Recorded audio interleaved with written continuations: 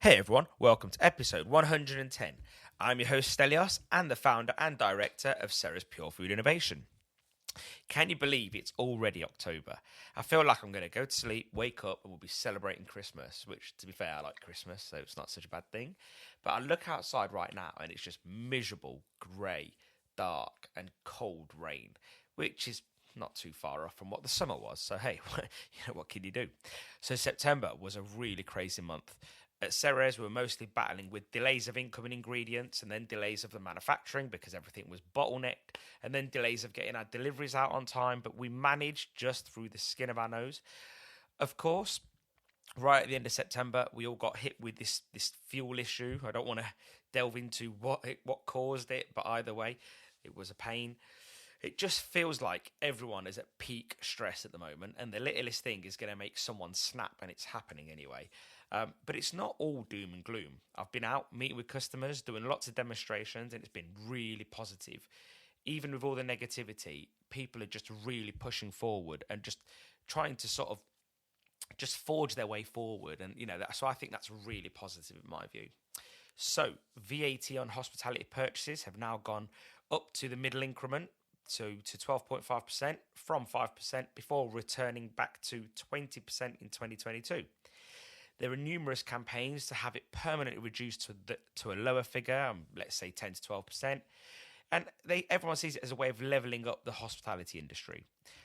I will add a link to the show notes to a government petition to permanently reduce VAT in hospitality and tourism, which in my view needs to happen. However, to make it clear, I don't want VAT reduced for people to survive. I think that's pretty much the opposite of what I think. I guess the government doesn't want that either. I want to see the industry thrive. So with the lower VAT cut, people push forward, reinvigorate, innovate, and invest in themselves and their business. And I think if the government's ever going to reduce VAT, they need to see that it's not just for surviving, but it's for thriving. And I think they're two very different things.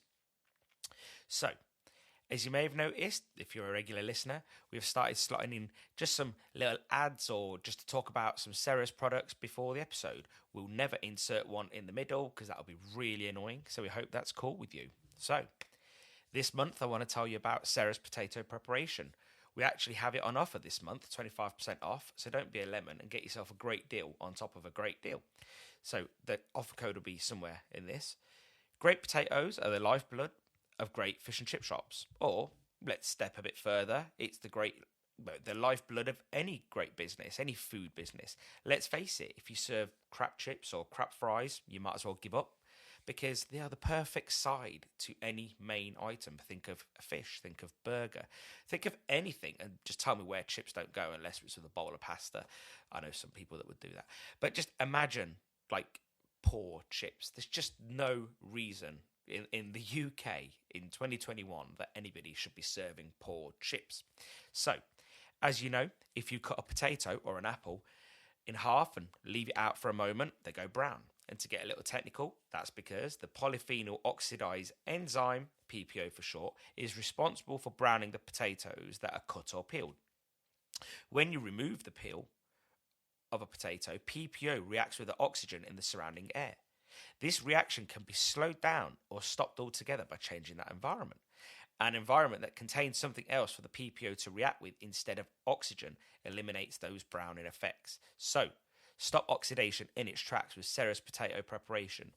Used correctly, it will evaporate when the dry prepared chips meet the hot oil.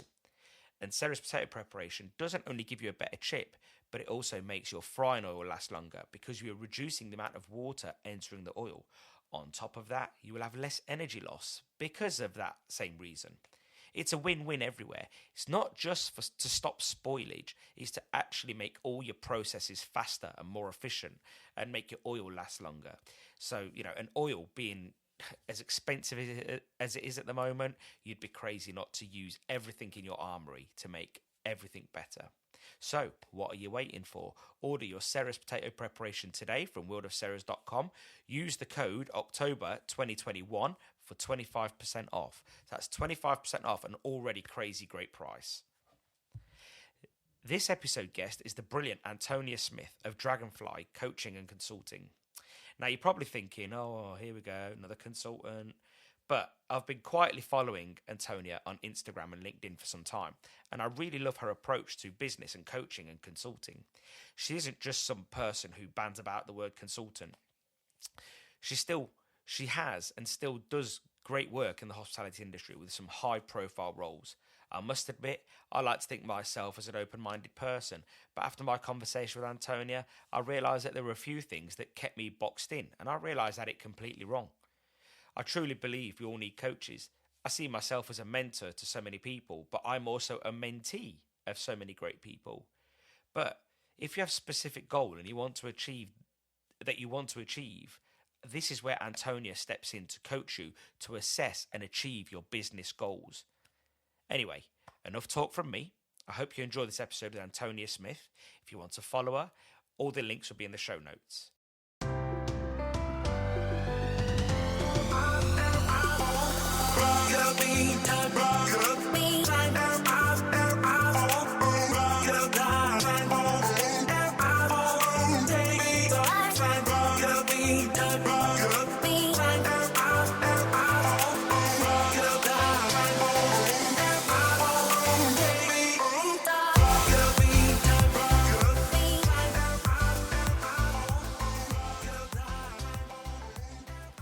Antonia, welcome to the Sarah's podcast. Thank you so much for having me. No, honestly, I'm really excited about this one today because, like you just alluded to before we started recording, is that it's actually face-to-face. Yes. It's nice, isn't it? So nice, so refreshing after this year and a half of being in front of our computers all the time. Are you hoping to sort of get back into face-to-face? I hope so. Yeah, I do some elements of it, but it's really infrequent. And most of my day I'm sat there at the computer on Zoom. So it's so nice to have a human here. It must be weird, like, I built my career being out on the road every day, almost like 50,000 miles a year, and then all of a sudden being stuck at home. Like, was it weird for you as well? Like, really weird, yeah. Because I mean, I spent 20 years nearly commuting into London every day, working for organisations, and even up to the point of lockdown, I was commuting most days, even though I'd transitioned to coaching at that point, and I was working for myself, so I could do some on Zoom, but most of it was face to face at that stage. The minute we had lockdown and it was then stay in your office at home, that through me, it was different. And I love being with people. Yeah. So I did find that quite a challenge. Yeah, I get that from you. Yeah. I get that. You're quite bubbly, you like being around people. I thought, and I think it was a big reveal for me, because I thought I wasn't a people person. I just thought I like the people I like and that's it. Whereas actually I think I am a bit of a people person. I like being around people. Yeah. Like, you just learn so much around people face to face. Whereas once lockdown came, and don't get me wrong, I love my wife to bits, but just seeing her and the kids every day, like, I don't know, I guess she felt the same too. Yeah. Like, I remember after the first lockdown, my son Alex says to me, "Dad, are you going back to work?" I was like, "Yeah, are you upset?" And he goes, "No, not really, I was just asking." And I was like, God, I must be invading his space. No, I think we're all in the same boat, to be honest, like being at home 24/7. I mean, none of us signed up to that, right? No. When we got married, when we had children, it's so much of each other in one space. It's like a pressure cooker to some extent. Yeah. It's a relief now to have some elements of normality coming back in. Yeah, I read an article about one of I think it was the SARS-CoV-1 lockdown in China, so not this one, and it was saying that after their lockdown, after everyone coming out, there was loads of divorces, and I wonder if that's going to be like the case for UK as well. And then you wonder how bad it is for like domestic abuse, like if there's a relationship that's already prone to that and you're stuck in the house. Yeah. And then I saw quite early on the police and everything figured out ways to sort of like, put the message out there. And it was just, again, there's so many things you don't think about, homeschooling was interesting. Oh, I learned a lot. I learned that I don't want to do that ever again. I think everyone has a huge respect for teachers now. Yeah, absolutely. It is not easy. And again, I think what's really interesting is the multiple roles we all had to play in all of that, so, switching between being a parent, being a business owner, being for me, trying to be a finance director at times, trying to be a coach at times, then also trying to be a teacher, throw teacher in the mix, that was like one step too far. So yeah, no, I was like delirious with excitement the day the kids went back to school. I don't know if you're on Facebook or whatever, but there was a video and it said first day back to school after lockdown, and it showed a parent and 4x4 pull up outside the school, throw the kids' bags out, lob the kids out, and just speed off.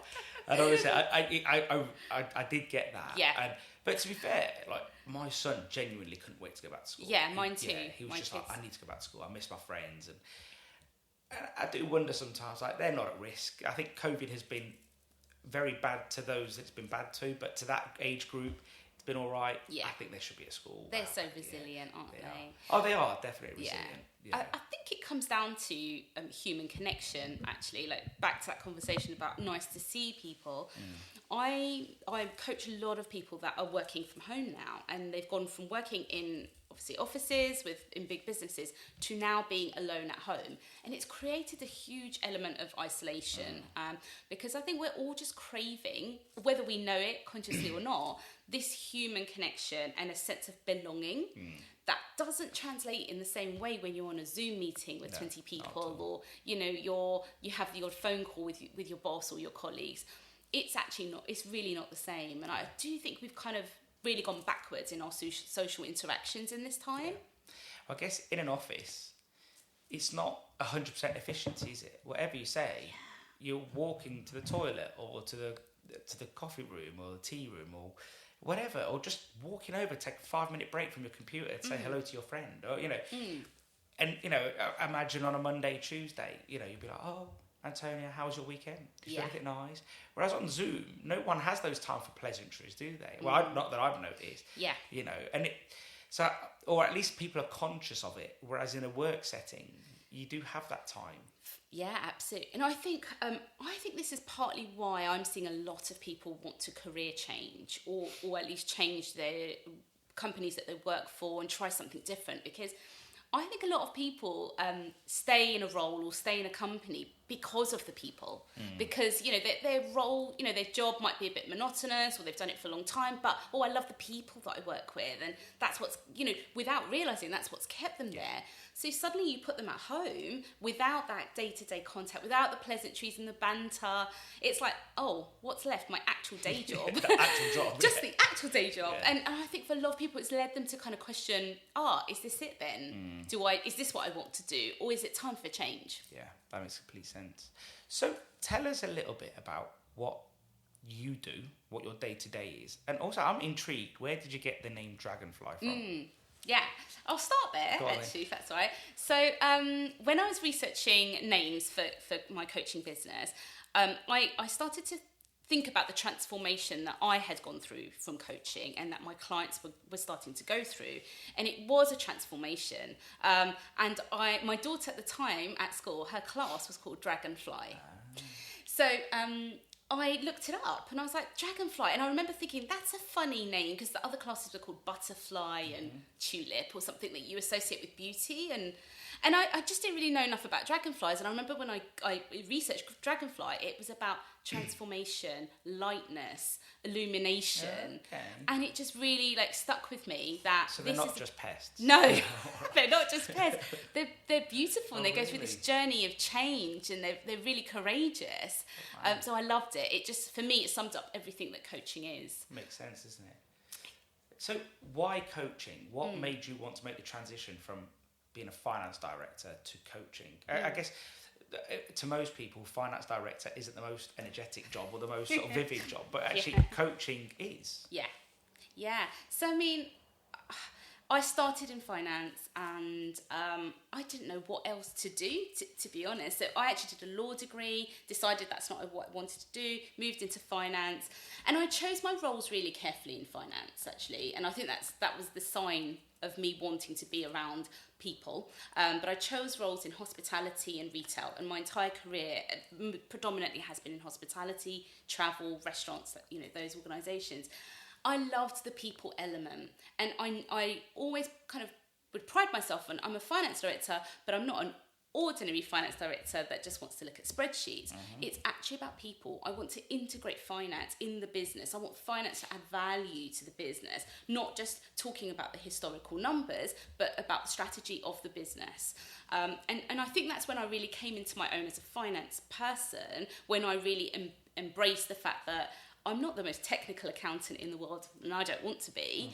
I actually want to immerse myself in the business and be a leader.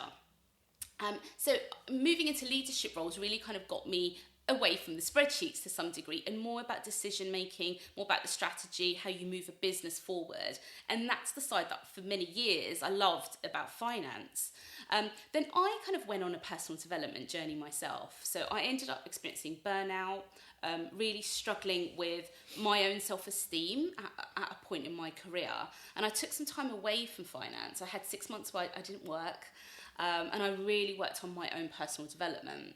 And I discovered coaching in that time. And I remember someone said to me several years before that, what about coaching? I think you'd be an amazing coach. And I remember being really horrified, being like, no, I can't imagine myself doing anything but this. And yet here I was, 38, 39, going, well, actually, this is something that seems really interesting. I mean, it's about people, it's about business, it's about strategy. It's not about the spreadsheet, but it's about how you make people better. And what I really realised, Elios, is the thing that I loved most in my entire career was developing people. So I loved being a manager, I loved being a leader. And I often, when I was a finance director, couldn't give it enough time and energy. So actually just having that break from my career, doing the self-development work, being coached, experiencing that, made me really go, wow, I'm really passionate about this. And I think it helped me identify some traits in myself that really kept me stuck. I was a complete perfectionist and an overworker. And I was proud of those things. Those were the things that kind of made me progress in my career. And I used to wear them almost like with a badge of honor. This is where I've got to because I'm a perfectionist, because I work 12 hours a day. Yeah. And I was really proud of those things at that point. But that's what led to my burnout. And seeing that so super clearly made me become really passionate about helping people who were in that place. And I think finance, if I can say, kind of pigeonhole it slightly, we're really trained to work on accuracy, and that pushes that perfectionism threshold so much. And so I knew that I had to be perfect to create these high standards that I needed to maintain, because otherwise that would impact the business. So I gave it this really clear link between I need to be perfect, otherwise I'm going to not be good enough at my job, and that will impact the business. And actually that was such a farce, and I was looking at it through a lens that just created pressure that wasn't needed for myself. Burnout's not good. It's just not good at all. And I think there's a lot, I've been there a few times. It's probably the mistake that reoccurs the most in my life with work, because I'll say, especially in the early days when it was just me, I'd say, I've got to do it. There's no one else to do it. And even when people say, oh, help, and you're like, no, you can't do it. You can't do it as good as me. And I think I've really, as I've grown up, I've really tried to sort of like stop doing that. Stop saying you can't do it as good as me. I'm not the best anyway. And I think that's the realisation I came to. And I remember just alluding to the word perfection. I read this quote once, and it said, why aim for perfection when great will do? And it's true, like we all want to be perfect, but I actually think it slows down progress. Sometimes when I'm developing a product, I'll get it to like 90% and think, let's just get it out there. Let's let customers decide what's perfect. And they'll just relay feedback, And I think sometimes this quest for perfection really slows us down. I agree. And I get why we do it though. I do get why we do it, because I don't know, like I don't know how your upbringing was to some degree, but nobody ever says, "Oh, it's all right if you come last," or we do push ourselves, and maybe humans do that. But how long can you do it for? I agree. Yeah, and I think for me, like, I've always been really academic. That's the thing that I could like have a big tick for. I know how to do that. So you carry that through, and that's what gives you self-esteem as you grow up, for sure. But I don't get being an academic. I just want to clarify. I get what you mean about motivation. So. Yeah, but that's the way our schooling is, right? If you get an A, you know that you're the top of your class. Like, there's a label that comes with that we then attach ourselves to. And actually, we don't want to let go of that because we get self-esteem that way. But for me, funny enough, the first time that my perfectionism really became challenged was I was working in an entrepreneurial hospitality business, and the guys that ran it were really entrepreneurial, and they talked about this idea of fail forward fast. And I sat there next to them as their finance director, feeling horrified by this concept of fail forward fast. I mean, surely that just means we are going to fail. And I couldn't get my head around it. It really threw my thinking, because I'm sat here trying to make everything perfect. You're sat here trying to be entrepreneurial and fail forward fast. How does this sit together? Aren't we in conflict with one another, really? And I found that a real challenge. And I think that's the first time kind of I really started to think about, there's got to be another way. I can't live my life just thinking it's either right or wrong, it's perfect, or anything below that is a failure. And that was a massive shift for me. Yeah. I think it's like I mentioned before, like there was an experience in my business life that cost me £80,000 over 18 months. Well, sorry, cost the business £80,000. And I had to dissect it afterwards. I had to learn every single thing about every mistake I made. And that's me, because I see that money as a waste if I didn't dissect it and figure out at every level why I made all these mistakes. And I think a lot of people listening to this may think, oh, I made a mistake that lost money. Oh, that's crap. Like, right. And I think the problem is everyone celebrates the success bit when they get to the end, but no one actually looks at the squiggly journey in between. Yeah. And we're all on that journey. And I think I understand that sentiment of fail fast, because I've in the past, I've got drawn into like a bit of an indecision, and now I'll just say, no, I've got to make a decision. I'm not really sure depending on what the scenario is. Sometimes I'm very sure what the answer is, but sometimes I'm like, you know what, I don't really know the answer, so I'm just going to go with this. And if it's wrong, I'll fix it fast and pay for the repercussions later. And I'm always the one that has to make that sort of decision. I do it all the time, because I do sort of think, indecision is the worst decision. You can fix a bad decision, and obviously a great decision's, it's great after the fact to say I made a good decision, but it's never that easy to sort of pick beforehand, is it? Definitely. And I think no decision is a decision. Yeah. You're deciding to be inactive. And that, now I see it from the other side. Obviously, I've done this work on myself. I've trained as a coach. I coach people now, and I'm an entrepreneur, so I run my own business. So I get it. Like, I now have to set my standards way beneath perfect. Otherwise, I wouldn't ever take action. It would be, perfect isn't real. No. It's an illusion. And so when you're seeking that, you're never going to get going. So I always say now I kind of set my standards somewhere between like great and outstanding. Yeah. And that's still good enough. That's good enough for me, as someone who was I call myself a reformed perfectionist now. But I just refuse to even use the word perfect now. Yeah. It's that horrific to me. But I get why we get there, because, our upbringing, our schooling, it's all about achievement and achievement and measuring against each other. So it creates this comparison in all of us that leads us to thinking, how good are we really? I think the word perfect belongs in the same box as luck. It's the word we were talking about just before, wasn't it? And how a lot of people will say, oh, Antonia's lucky, she's got her own business. Stelios is lucky because he's got his own business, or whatever it is, or that other person's lucky because they've got a nice house. And your thoughts on luck just made me think, what? There is probably a little bit of luck, but everyone's got the same choices, or at least they've all got choices. So luck is irrelevant, isn't it? Yeah, I think I kind of see luck as opportunity. Yeah. We get opportunities. Sometimes there's plenty out there, sometimes there's less. But actually, the opposite of luck is this feeling of choice. Yeah. We have choice. We choose things. We choose to take risks. We choose to stay where we are. I don't see how luck is involved in that. You know, we might, luck, it's luck. You're lucky if the sun comes out when it's the day at the park. Yeah, sure. There's certain things we can't influence, but actually the majority we have so much control in our lives, and when we take that approach, it's actually really empowering. Whereas I think when we think about luck, it disempowers us. It gives no responsibility to ourselves for the actions that we take and the choices that we make. Even if that choice is to stay where we are, that's still a choice. I guess in some ways, the only place I'd attribute luck, and again, it's because I have no choice over the matter, is I feel, and I've always said this, that I'm lucky that my family ended up in the UK. Yeah. It was a long time before me, though, so I couldn't touch it, can't attribute it to me, nothing I did. But when I see cousins, let's say, back in Cyprus, who don't have as many choices, I feel lucky, yeah?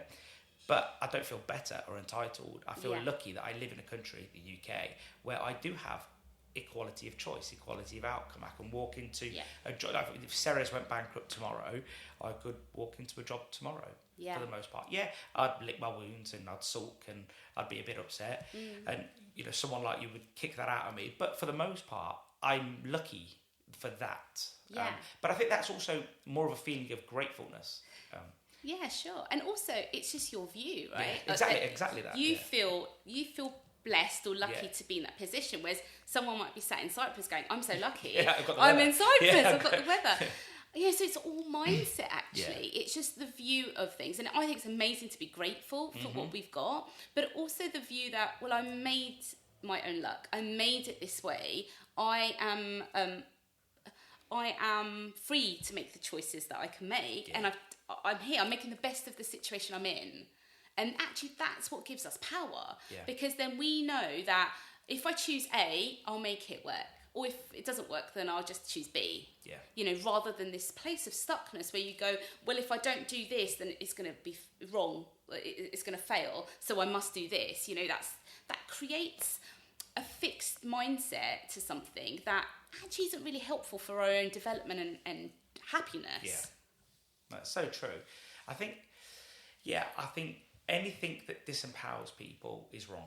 I think everyone should feel empowered, and I don't mean in a sort of like crazy delusional way. I just think that everyone should be aware that there is a choice, and if you're not happy with this job, then set a plan. Don't just walk out. Set a plan and say, okay, I've got 6 months. I can retrain, or you know, look for different opportunities in the same field or whatever. Like no one is holding a gun to your head saying, you know, and it goes back to what you were saying before the podcast. Like when you were saying when we went to school, our age sort of group would fall into the same brackets, I guess, to some degree. It would have, you trained for something and that's it. You're not really going to retrain. Whereas I don't think that's the case anymore, is it? I don't think. It's not expected of people. I think it's more open for sure. Like I'm noticing in my children's school, they have talks and learnings for the children on growth mindset, which is a real amazing concept. You know, that it's the opposite of fixed mindset, which is I'm not very good at maths, or I'm not sporty, or I can't cook. You know, something that just is very rigid and established and unchangeable. Whereas growth mindset is all about, look, I might not be the best runner in the world, but I can get better. I might not be amazing at maths, but I can get better. So, wow, what a distinction that creates for children who are very, you know, like they're sponges and they're learning. But, you know, if someone tells a child you're not very good at maths, that sticks, you know, consciously or not, that will kind of stay in their mind. And I think that's partly the education, you know, the way it was many, many years ago. And it's great to see schools shifting now to be more open with growth mindset. So children are not put into these brackets and these labels of this is the maths one, this is the sporty one, this is the scientist one. I really love that they're doing that in schools. I think that's really promising, actually. I think when we spoke a few weeks ago, I revealed a bit of my narrow-mindedness, because although it was in the quest of being open-minded, I actually boxed myself in without realising it. And when we were talking about the personality tests, and I said, well, I'm good at this and I'm bad at that. And you were like, well, there's a problem there. And I was like, what's the problem? And you're like, well, you've boxed yourself in and you're not willing to creep your head out of that box as such. I'm using analogies. And I didn't realise until after that phone call, I put the phone down. I was like, yeah, she's right. Like I've just said, well, I'm good at this, and I'm not good at that, and I've left it there. I'll creep in every now and then when I really have to force myself to do something, but for the most part, I'll sit there and say, yeah, I'm not good at that. Whereas what you're saying is, no, you can do all these things if you choose to learn. Absolutely. No, I do think some things come more naturally to us than others. But if we stay in that mindset of, I can only do this, I've had this personality test and it's described me as that, so I can't possibly be anything else. We're closing ourselves off to so many potential opportunities. When I set up my own business, I remember thinking, I cannot sell. Like, I've never done sales in my life. How am I going to sell myself? And again, that's something I've had to learn. It's now not, I don't see it as selling in the way that I used to. I see it as serving. I talk about myself and how I can help people. I help them tackle their problems. If they want to work with me, we work together. That's how I see it now. But if I had that mindset of, I can't possibly sell, then I wouldn't be able to run a business. No. Because you have to do that. So I do think we have to keep challenging ourselves to go, well, that thing that I don't naturally think I'm good at, can I get better at it? And, coming back to what we said earlier, often the only thing that stops us from moving forward, that gets in our way, is ourselves. We have the ability and choice to change, to develop. It's just whether we want to. Yeah. I guess humans, I feel, have evolved the way they have because they want to do better. Talking to my in-laws, they were saying, oh, our first house didn't have carpet for 5 years, didn't have this, didn't have that. I look at my house and I think, oh, it's well dinky. And they're like, well, you have no idea, because when we came over, we didn't have carpet for 5 years. And so on. And it makes you think that we've evolved to want more. Yeah. But we also naturally like to stay in our lane because it feels comfortable.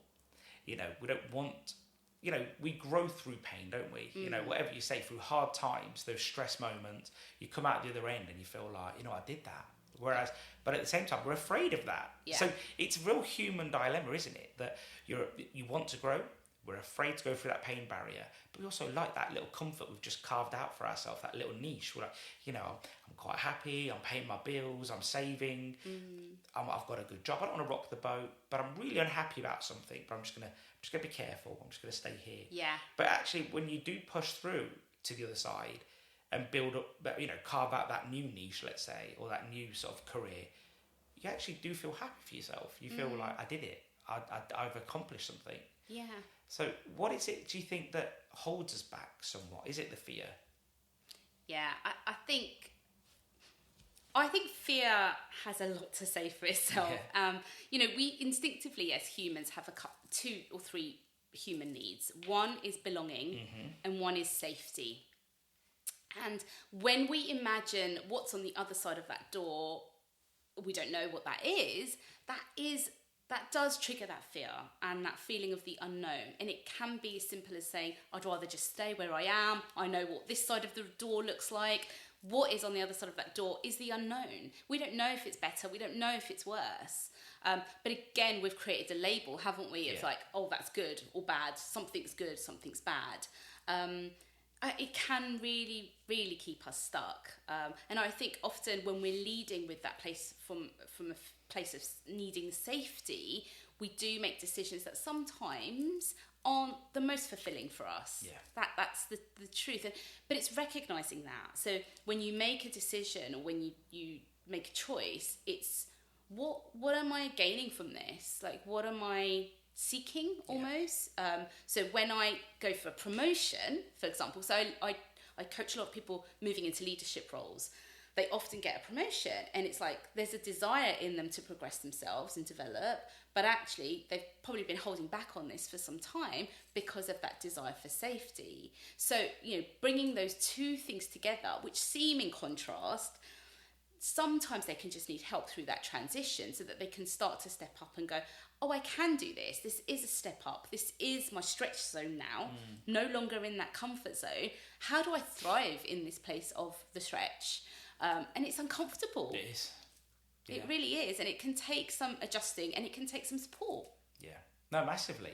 And I think this is where, again, so in my research, I've been sort of following you on LinkedIn I don't interact that much because I'm just more of a viewer, but I've been following you on LinkedIn for probably about best part of 6 months. It's got to be, and I had the view then to invite you on the podcast, but I just wanted to sort of see, is she a real coach, or is she a person who just says I'm a coach? And you see a lot of this, like and then it's are they actually doing something? And I could tell by your interactions, the way that you put yourself across, that there's something good going on there. That it's not just the word coach after their name. Yeah, thank you. And because I've come across them in the past, where they say I'm a coach, I'm a business coach, and they're not. They're just taking a sabbatical from a job and they want to build something up on the side, and it's slightly different. So I genuinely see that. But why is it? Do you think that people have a negative view of the word coach? Because if I was a footballer, nobody would bat an eyelid if I went to a coach. Tiger Woods, I mentioned to you earlier, has 5 coaches just for golf, let alone business or whatever else he's doing. And yet he's, I assume, because I don't know a lot about golf, but one of the greatest. Yet he's got a coach. Shouldn't he be the coach? So don't you sort of like remove this? It's this. We touched on it earlier somewhat. Is that everyone's born with a certain amount of natural ability, but not everyone's Tom Daley. He does 3-4 hours a day jumping off the top of that. Don't know what it's called. That thing.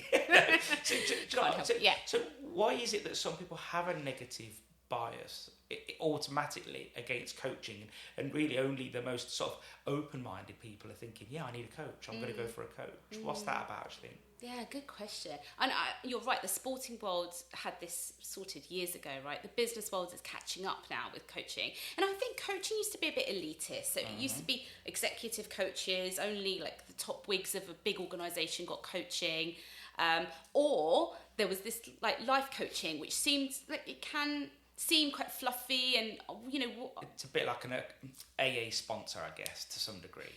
Like, why do you need this what is a life coach? And I think there's this concept of what do you do when you're coached? And I used to really struggle with that when I first finished my training and started coaching, because I couldn't explain it. I found it really, really hard to explain. And actually, even when we were trained, it's like, really the only way you can explain coaching is to give someone an experience of coaching, because it's like something they've never had before. And I think people don't understand what it is, and that is a first block. Then you've got a couple of things, what I see with people. There's either ego gets in the way. So somebody said to me 10 years ago, what about getting a coach? I was struggling with something at work. And I was horrified. I remember going, I don't need a coach, thanks, I'm all good. Don't talk me. Truly, I'm a perfectionist though, here, I'm all good. That was my ego would have got in the way. It truly did. And I see that with some people that come to me. They're interested in coaching. And then when we get talking and we talk about coaching, they're like, oh, I don't need that, I'm all good, thank you. Now, that is this concept of fixed mindset, I think, in that I'm okay as I am. I don't want to even look at my weaknesses. It's too uncomfortable. I'm just going to carry on doing what I'm doing. I don't need any help. So there's definitely that aspect that I think blocks people. I think the other one is this idea as well that people don't know that they can change, that they are allowed to change. That's a huge one, and a lot of that comes down to self-esteem issues, not believing that they can even be better than they are, not believing that they have choice, not believing that they're worth investing in themselves so that they can go further. So I think that there's these kind of two camps, essentially, of people that hold back from coaching that could really benefit from it if they want to develop themselves. But yeah, I think it's ego or fear, again, that kind of gets in the way. Yeah.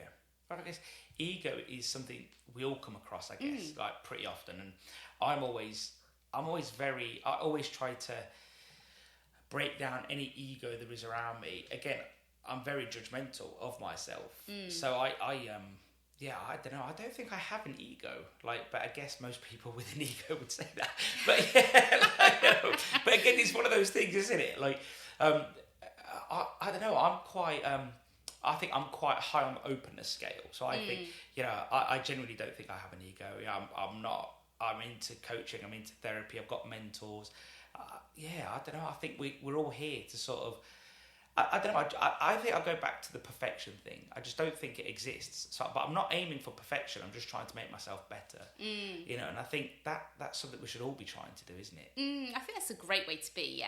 Like I no longer see perfect as in something I even want or believe in or want to associate with myself with. I am on a learning journey. Yeah. I'm always getting better. I want to always get better. I'm never the finished product. No. And when I think of that, it's so freeing.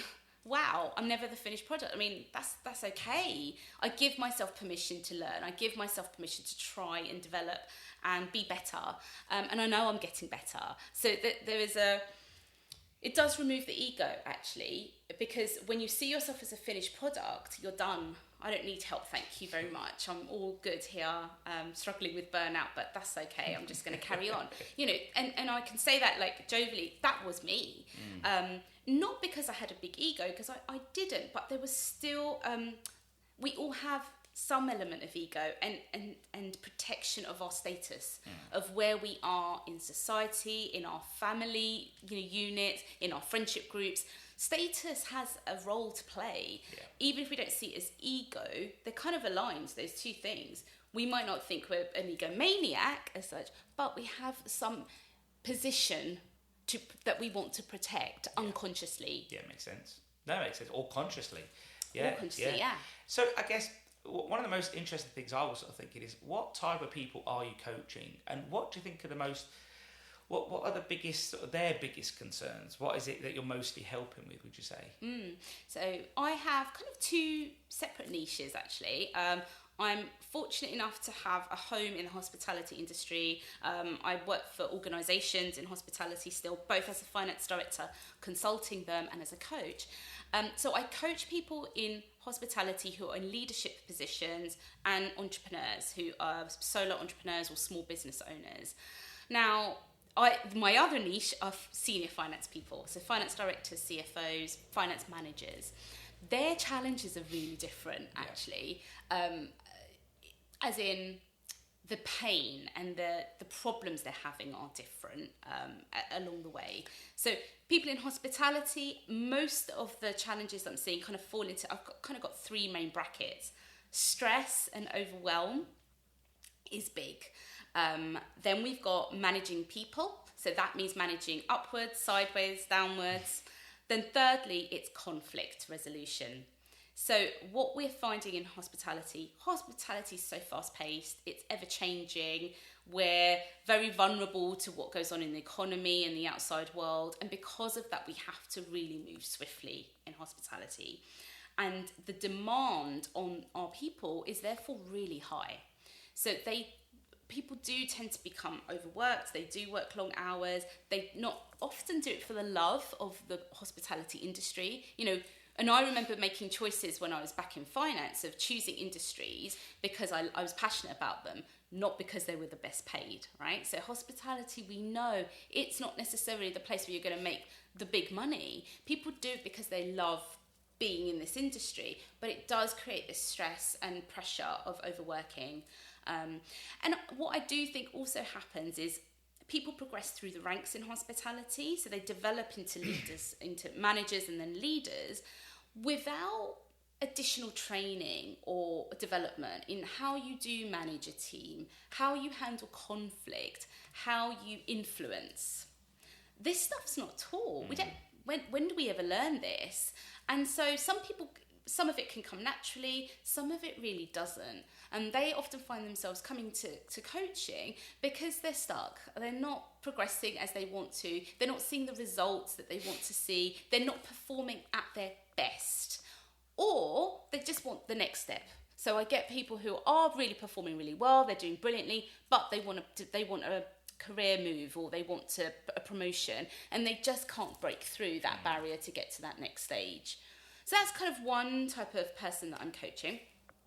The other are finance people. Now, their problems are a little bit different because the pressure of that role is really different. So every finance person is a perfectionist. They're this super high achiever. They've got a responsibility on their shoulders that is excessive. I as a finance person, you feel like the weight of the company is on your shoulders. I can't tell you the sleepless nights I had over and over again thinking about cash flow. Are we going to have enough money to pay people? I've got more money in my bank account than the business I work for. That's not good.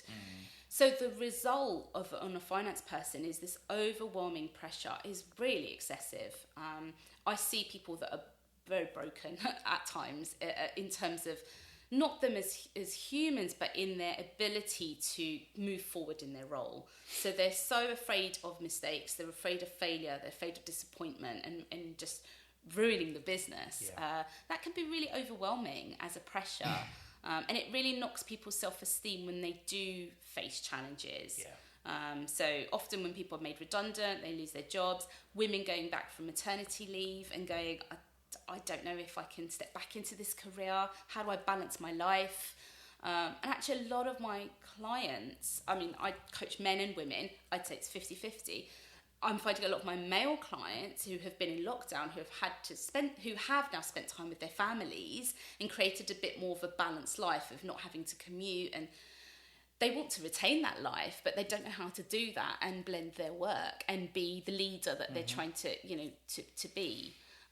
So a lot of the work that I do with people is about redefining leadership for them so that they can take it on with velocity and create the leadership that they want so that they can influence, get better results for their teams, be more fulfilled and balanced in themselves. It's all possible, but it's not something that we know necessarily how to do for ourselves. One thing that makes me, when you say that about a CFO or even finance director, it's a thankless job. Like, they do all the bad stuff. Like, essentially, like, if there's no pay rise, they get the blame. If there's pay rise, the chief exec gets the thanks, don't they? So it's almost like they deal with everything. Whenever someone promises something, it's always the good news comes from someone else, and the bad news is always the chief finance person's fault, isn't it? And like you said, if you're sort of dealing with really tight cash flow and all of that, it's just, I would imagine that you can almost see why they're the grumpiest people in the business sometimes, can't you? And I think there's this reputation, a finance person's always going to say no, they're always going to just go no, they're going to be the blocker, and it's because of the that fear of failure, fear of mistakes, that finance people do become a bit risk averse. Back to what I said when my CEO at the time said fail forward fast, and I'm sitting there terrified going, oh goodness me, we're going to make mistakes. It's natural. It's part. We are essentially like the gatekeepers of the bank balance and the cash, and the cash is the oxygen of the business. And if that isn't there, then how do you move forward in a business? And I think we're also like the secret keepers. Like we know everything. Nothing. There isn't anything that we cannot know in finance, and that's a burden. And we have to make the bad decisions at times and say, no, we cannot do this project. We cannot open this site. We have to block a lot of the things that are exciting and, sexy and creative. It doesn't, that's hard. You've got to be quite resilient in that role. I've got a lot of respect for the money people, to be honest. I think because a lot of people probably don't know this, but, I bear everything open on this podcast. And a few years ago, we could have gone bankrupt, How though? We had money in the account. Sales were strong, but the accounts were an absolute mess. You've never quite seen anything like it. And I basically bought the business from the family business it was entangled in, and everything was a complete mess. And I remember sitting down, moving away from my accountant, and then I moved away from my bookkeeper, and then I've got a new bookkeeper who is now, like, we call him the internal accountant, and I've got an external accountant, and everything is perfect to the penny. And I was just so afraid of everything being wrong that things got worse and worse, and I buried my head in the sand. And I quickly learned that actually you can't do this. Because I remember sitting down with who is my external accountant today and saying, Brian, what do you think? And he just held his head in his hands and he just goes, I can't do this. He goes, this is impossible. He goes, you need to do this, this, and this. And I was like, well, and he scared me enough to actually go do it. And I did it. And after, I was so scared. I remember for about 18 months, it was just sleepless nights, like just constantly worried about something, because the internal accountant went back 4 years to clean everything up, every digit. We were digging up receipts from years ago. But it was so worth it, because now, 4 or 5 years on, everything's perfect. Yeah. Like, you know, I can be here today while everything's working in the background. Yeah. And I do think that you can't bury your head in the sand when it comes to accountancy, because I think, again, it goes back to I'm no good at that, so I won't do it. Well, someone's got to do it. So, you know, but I just feel that it's a huge burden, like someone doing that, and I'm just glad it's not me. Yeah, no, I hear you, and I think you need that full visibility. I think you need the visibility, you need to see the truth, and you need to have no surprises. So I always used to say, right, no surprises from me. I need to manage expectations of my CEO, and that's the way I always used to run things when I was a finance person. But, you know, when you say you've never seen anything like it, I've seen everything. I've gone into organisations and had to deliver really bad news to the business owners that were happily thinking everything's going smoothly. I've gone in and looked at the numbers and gone, you've got to stop everything, and we've got to really focus on this now.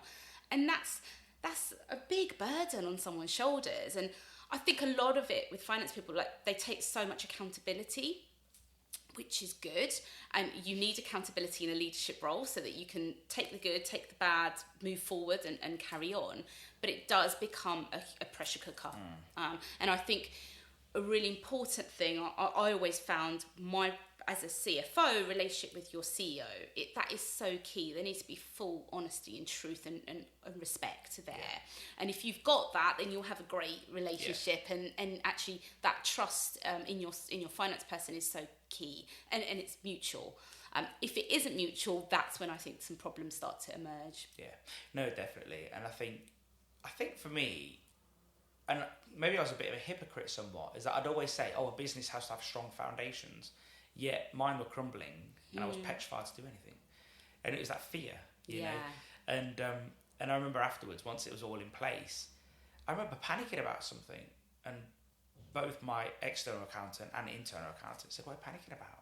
And I was like, I've not had this and I've not had that. And they were like, wow, like you're panicking about something so little, whereas 2 years ago, you wouldn't panic about something so big. Yeah. And it was just like, it's a really good point. I didn't even think, but it says how I changed as well. Yeah. Like, if I don't get a monthly report now, like within about 3-4 days, I'm like, what's going on? Like something's wrong. And I don't fully understand all of it, but I just like to have it and go through it and see if there's any issues. And I think, but before there was no reports, there was nothing. Everything was a mess. Yeah. It was just, there was only one focus, and that was sales. Yeah.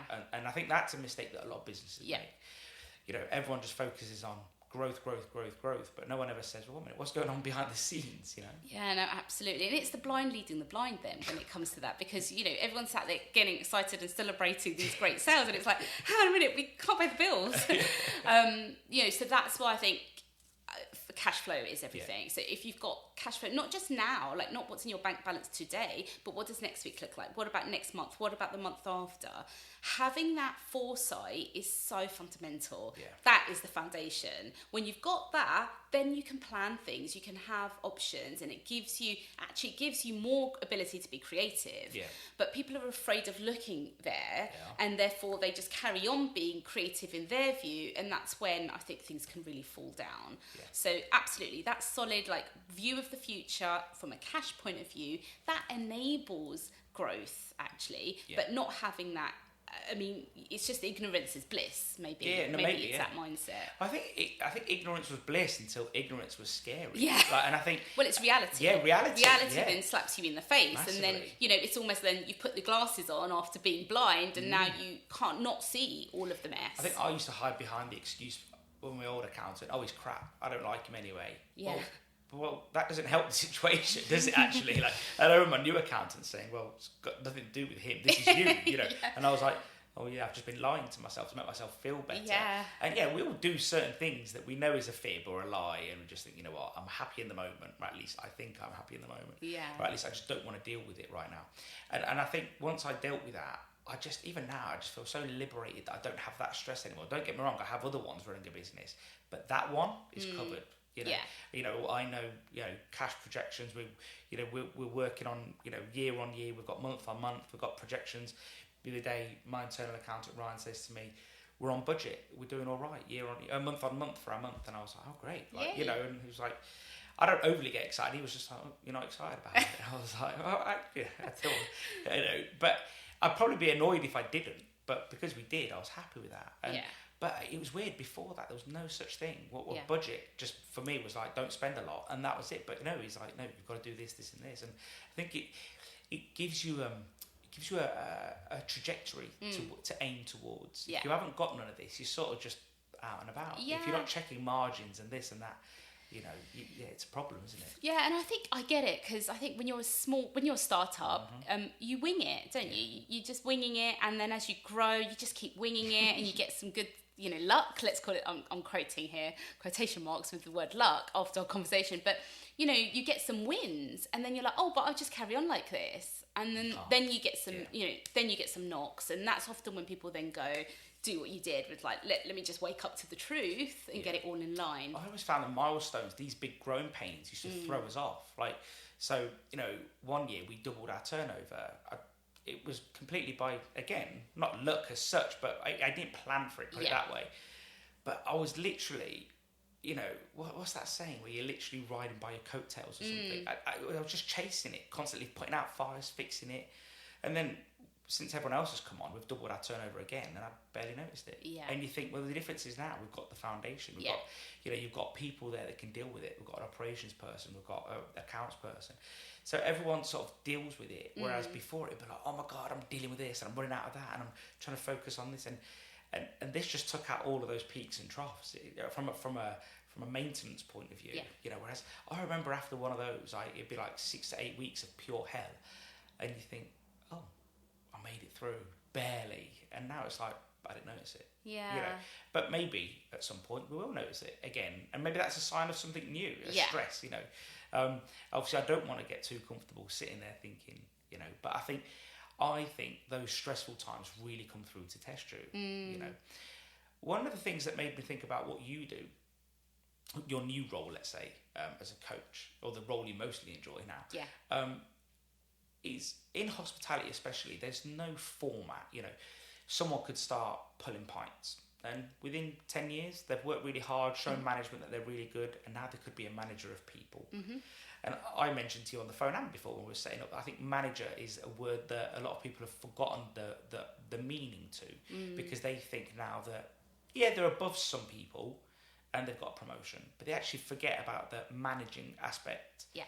How do you deal with that in this industry where there wasn't, let's say, there probably will be now moving forward, but there wasn't courses to teach people to be managers and shift managers and people persons and so on? How do you deal with that? It's a challenge. I see this a lot, because people then they move into the management role, and it's exciting, and they're working with, you know, like you said, they're responsible for other people. There are other people reporting into them, and it can feel, you know, it comes with a pay rise, and it comes with a bit of a status uplift, and it's all really exciting.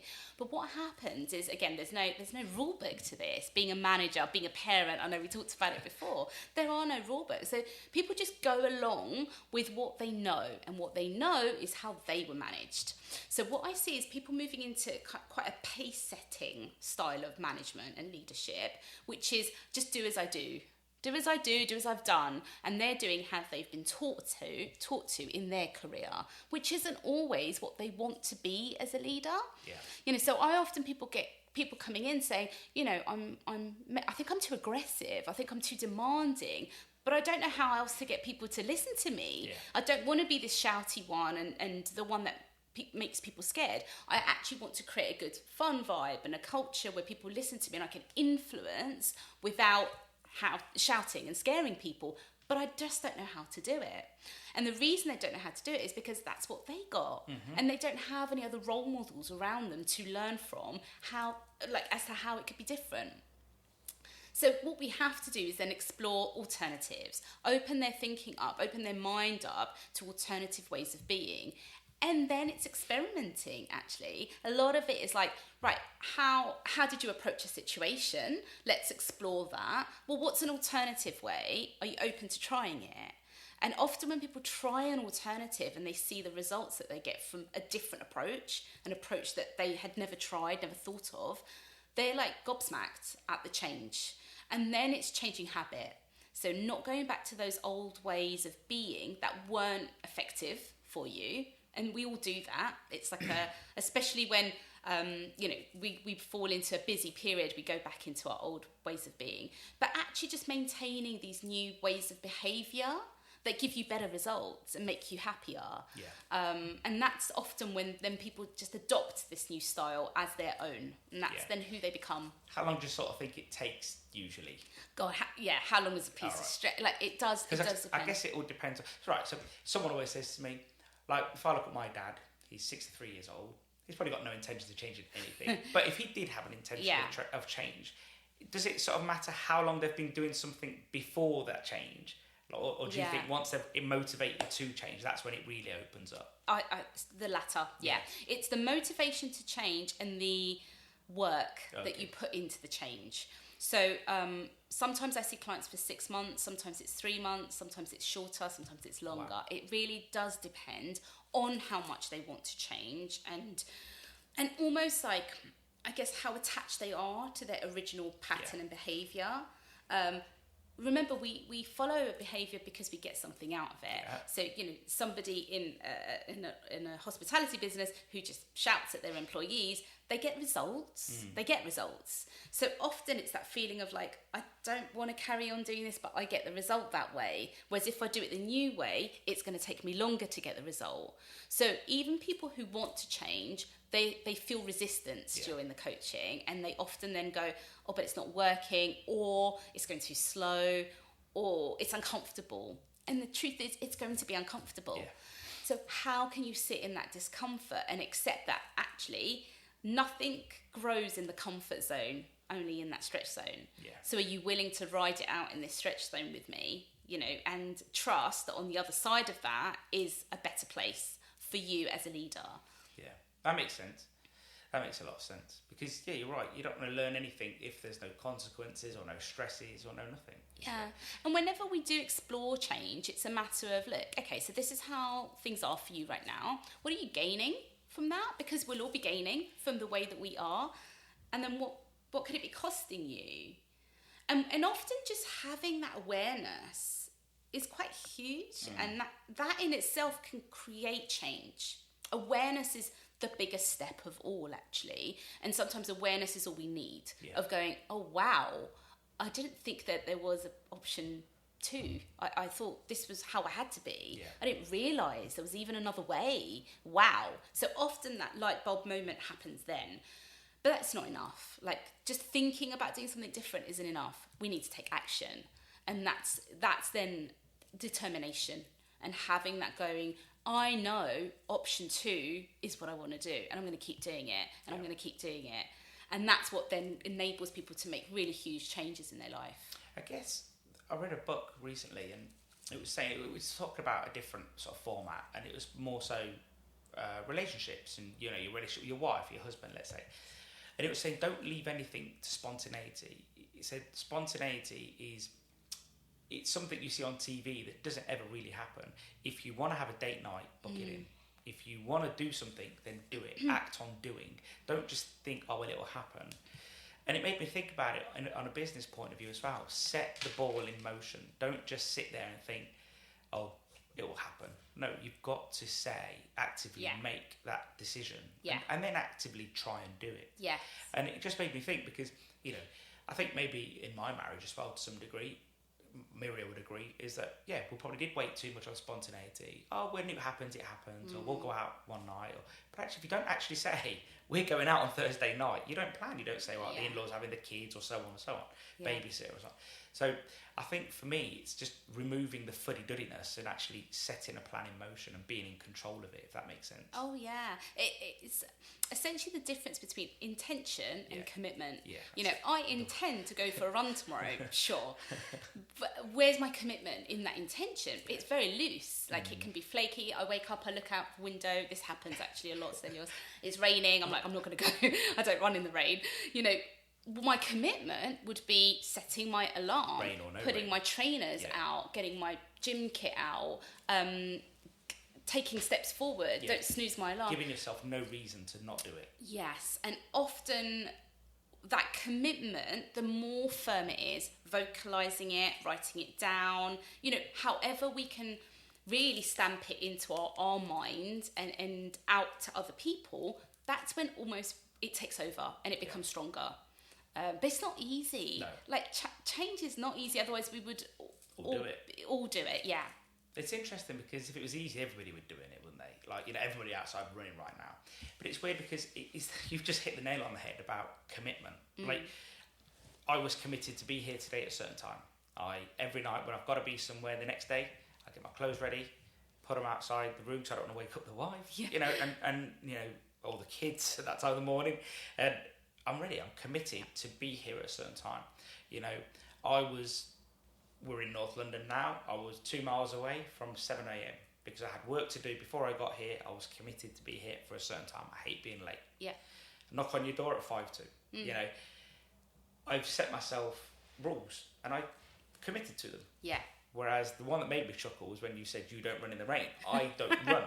So I should be committed to doing some form of exercise and I should give it that much effort even if I dislike it. Yeah. I should say, I've got my running, like you just said, I've got everything ready, I'm going for a run. And I don't, because I'm not lazy, I'm juggling my time and I don't make any time for fitness. Although fitness also equals wellness, and I forget about that. Yeah. So, but that word commitment just made me think commitment is very different to intention. Yeah. And you said the magic word that in all of that, which is the word should. We should.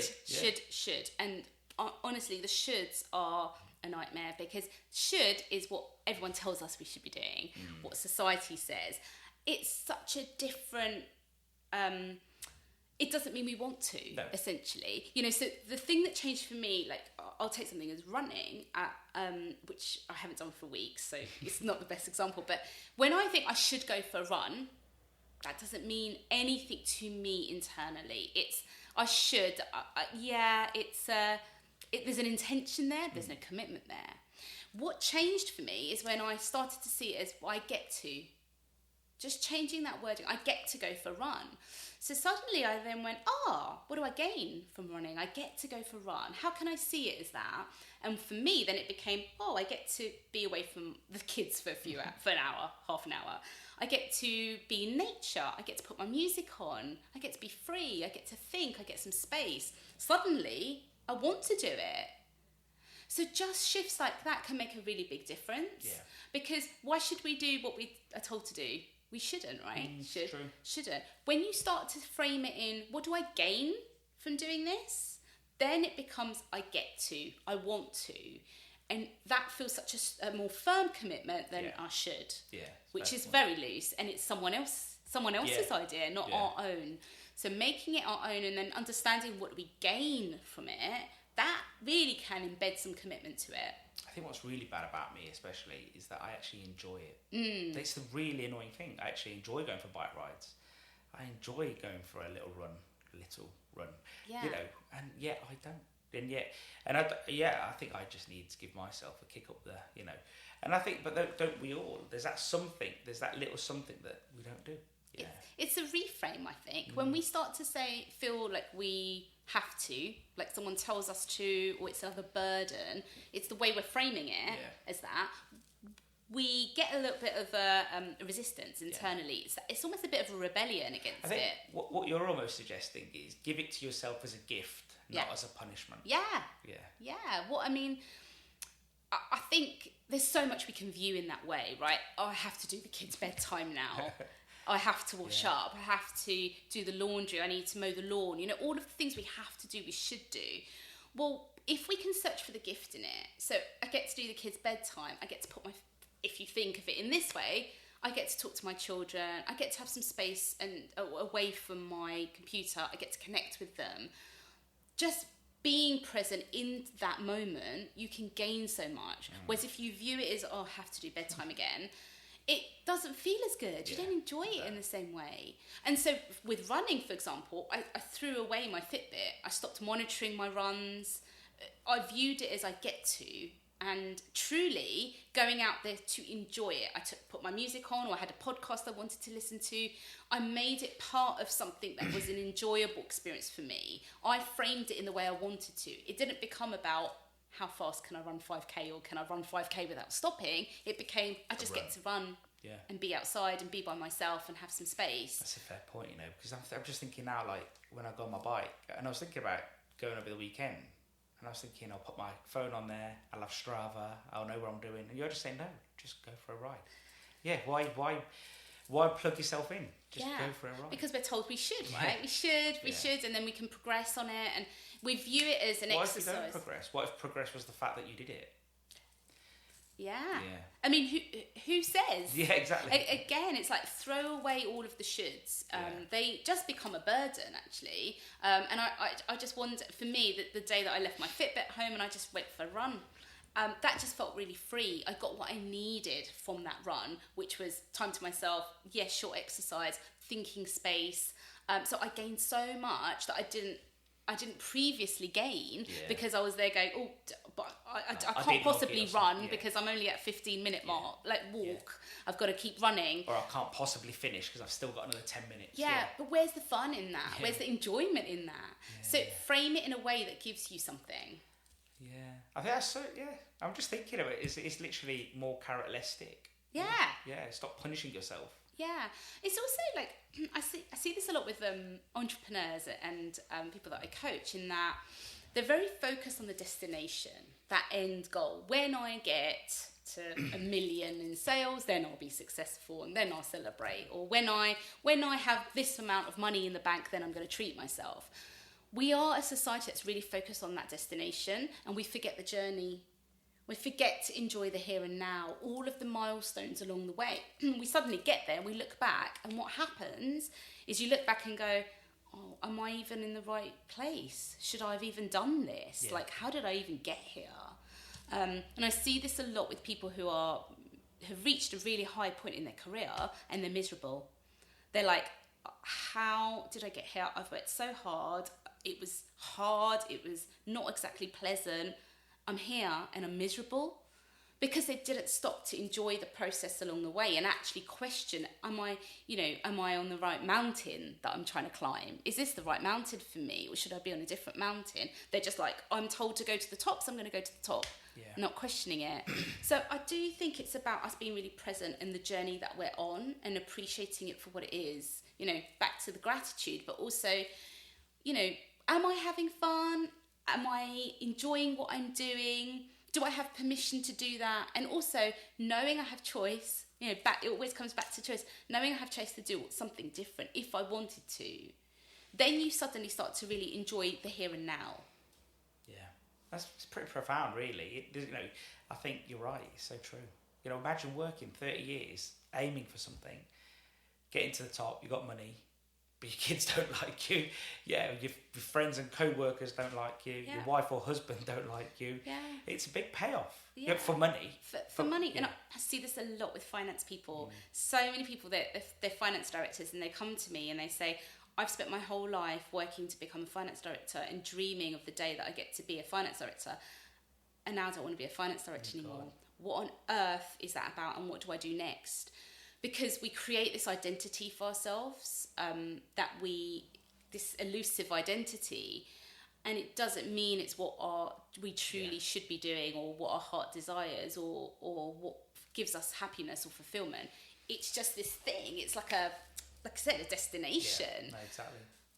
And I think that's how we're grown up and we're trained to do, right? We go to school and we've got an idea in mind of a career, and we go towards that career.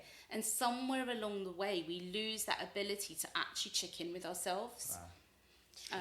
And it happened to me, so I totally get this. Absolutely. And I think, looking back, I don't know how I got into finance. Like that moment of decision of what degree do I do, or what career do I do after my degree? You often get told, like, go with the one that earns the most money, or that seems the most exciting, or whatever, or you're good at maths, do that one. And really interesting, I was thinking back recently of like, what was the pivotal moment for me? And I remember going to choose A-levels, and I really loved English. I'm a bookworm. I love English, but I'm equally quite good at English and maths, which is unusual, because when you go to do your A-levels, I got a choice of one or the other because they were in the same time slot. So I had to choose maths or English, and I chose maths because people said, oh, there's a bit more prestige in maths, Oh, right. maybe there's more options for career. What are you really going to do from reading books? And I chose maths, and I think that's what set the path, looking back of like my finance career eventually. And now I've almost gone back to that point of now, well, all I do is read books about coaching and psychology and business and development. I'm back to it being about people, more about people rather than spreadsheets, more about communication and learning rather than numbers. Yeah. So it's almost I've gone 360 and gone back to like that original point of decision and remade a decision to do something different. So it's really interesting to go back and look at that point of when did that decision actually come to fruition? When did I make that choice? Yeah. There's one book on your social media that I own, and it's Stephen Covey's 7 Rules for Life. And I'm going to confess, I get to the first chapter and I can't go past it. What is stopping me? What is it? What am I missing out? Do I truly need to go back and force myself through it? I love that book. Really? I mean, it's genius, but I relate because I remember doing the same thing as you initially. I read that book when I was told to read that book when I was in business.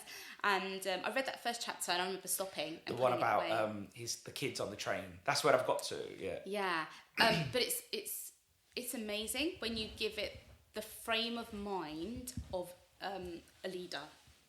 So when you look at it and you're just learning about yourself as a human, it doesn't give you that much. But when you put it in context of business, and what I love about the book is that it kind of separates it into 2 sections. The first 3 habits are all about management. How you can be a great, more efficient, more effective manager. And then it moves on to the next section, which is then about leadership. How do you really focus on strategy and vision and influencing? So I think it's an amazing book. I really encourage you to keep going. And I think some of the chapters in particular, there's one that I talk to people about a lot, which is win-win. I think it's habit 4, win-win. And this comes up when I get a lot of people that struggle with conflict management. So they're a leader and they need to talk to someone in their team that's underperforming. And a lot of people avoid conversations that they know will be uncomfortable, conflicting. They kind of boot it into next week and they move forward because they know they're going to enter a conversation that's going to be difficult. And who wants a difficult conversation? Most of us don't. So they avoid, and nothing good comes from this. You're just pushing a problem into the future. So I often use that chapter win-win about to frame the conversation. What if you can have a conversation with this person in your team and you both win? Yeah. What if you were to view it in, what if they get to win and I also get to win? Suddenly it becomes an exciting conversation. Yeah. And I get a lot of my coachees come away going, oh, I'm actually looking forward to this conversation now. Before I was going, oh, I'm terrified, don't want to look that in the eye. When we talk through the chapter and we talk about this concept of win-win, they come away and going, right, I can't wait to go and do it now. I can't wait to get started. And it changes people's relationships with their team when they start to look at win-win. So that's just one of the chapters that I love. I love the fact that you encourage me to read it rather than I should read it. Encourage, yeah. I mean, that one word already, my brain's like, oh, I should go back and read that. I should. But that's me internalising that. No, it's interesting, isn't it? But no, I have had it for about 2 years and maybe longer, 3-4 years. And a friend of mine said to me, you've got to read it. It's so good. And then I feel this sense of shame because I haven't read it, and yet actually, I do know I'd enjoy it. I think I just need to get my head around it. When I read, I used to really struggle with business and learning books. I won't lie. I remember just reading fiction my whole life. And then there's a place for them though. And I love fiction. Oh my goodness, I'd read all day if I could. But there's something about business books that I absorb the learning, and I've got to have the right mindset. Sometimes I do just want a fiction book, but when I take a book and I'm like, what can I really learn from this chapter? What can I take away to reflect on to improve myself? When you look at it from that perspective, it's not necessarily about enjoying it. It's about what can I gain from it? It just becomes interesting. And sometimes there are chapters that you're like, that didn't really land with me. Okay, move on to the next one. Let's keep going with it. Don't get me wrong, I'm probably halfway through about 6 different books at the moment. Makes me feel less shame. No, honestly. And then I feel really guilty as well. I go, oh my God, how can I only be halfway through these books? Surely I should be finishing them. Should again. But you take what you take. You get what you need from that book. And often I surprise myself because in the middle of a coaching session, I think, there's a really, that book that I didn't finish, that's sitting there, that I read 3 months ago, something comes up from that book that feels really relevant in that moment. So don't underestimate what you do get, even if you don't get everything from these books. That makes sense. Yeah. I could talk to you all day. There's so much that you're saying that makes so much sense. But just before we go, is there anything I've missed? Anything that we should have focused on a little bit more?